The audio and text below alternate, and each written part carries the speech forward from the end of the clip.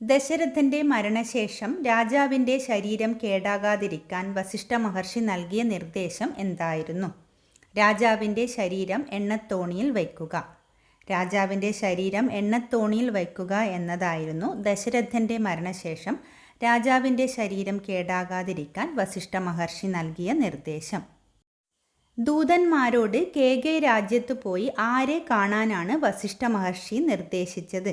യുധാജിത്തിനെ. ദൂതന്മാരോട് കേകൈ രാജ്യത്തു പോയി യുധാജിത്തിനെ കാണാനാണ് വസിഷ്ഠ മഹർഷി നിർദ്ദേശിച്ചത്.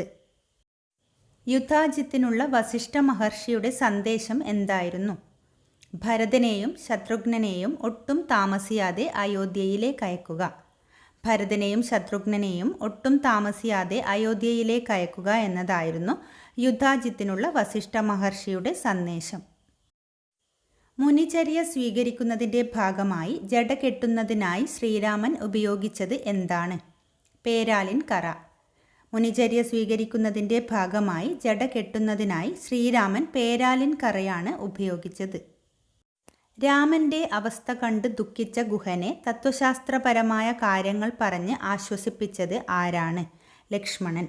ലക്ഷ്മണനാണ് രാമൻ്റെ അവസ്ഥ കണ്ട് ദുഃഖിച്ച ഗുഹനെ തത്വശാസ്ത്രപരമായ കാര്യങ്ങൾ പറഞ്ഞ് ആശ്വസിപ്പിച്ചത്.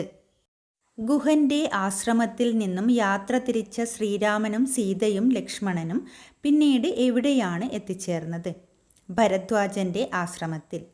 ഭരദ്വാജൻ്റെ ആശ്രമത്തിലാണ് ഗുഹൻ്റെ ആശ്രമത്തിൽ നിന്നും യാത്ര തിരിച്ച ശ്രീരാമനും സീതയും ലക്ഷ്മണനും പിന്നീട് എത്തിച്ചേർന്നത്.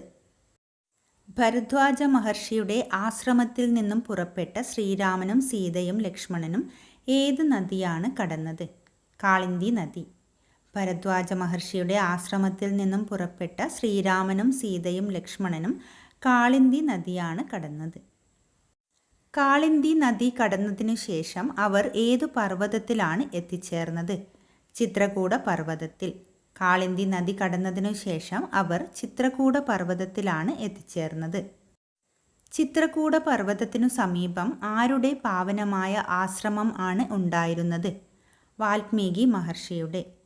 ചിത്രകൂട പർവ്വതത്തിനു സമീപം വാൽമീകിയുടെ പാവനമായ ആശ്രമമാണ് ഉണ്ടായിരുന്നത്. ആദികവി എന്നറിയപ്പെടുന്നത് ആരാണ്? വാൽമീകി മഹർഷി. വാൽമീകി മഹർഷിയെയാണ് ആദികവി എന്നറിയപ്പെടുന്നത്.